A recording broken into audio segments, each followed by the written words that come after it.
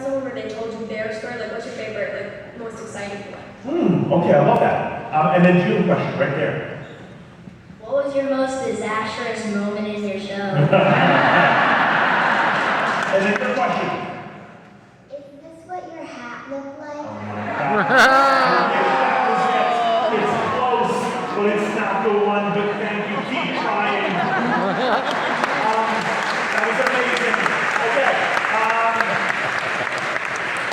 My most disastrous moment in the show. I mean, the roof ripping off the plane, not good.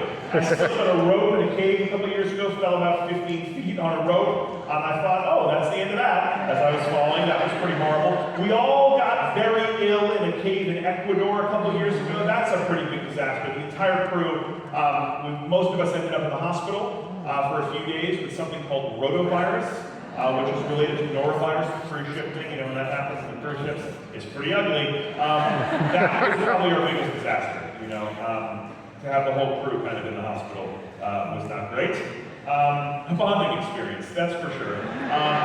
And the other question, my favorite story that somebody's told me, I got to meet up in the Himalayas the last surviving Sherpa from Sir Edmund Hillary's first ascent. And he was this incredibly old guy, and I was so, I just wanted to meet him, and I wanted to ask him, you know, why these Sherpas followed Hillary up Everest. Because Hillary was like this gangly New Zealander who was coming to the Himalayas, and he was an amazing guy. But like, Everest had killed everybody who tried to get up there. And these Sherpas all knew that. They live up in these mountains. So I wanted to ask him, like, wow, what was it about Hillary? You know, it wasn't just a paycheck for these guys. I mean, why would you risk your life to go up there? And so to hear his stories about Hillary, who, the basic answer to the question was that he was a gentleman.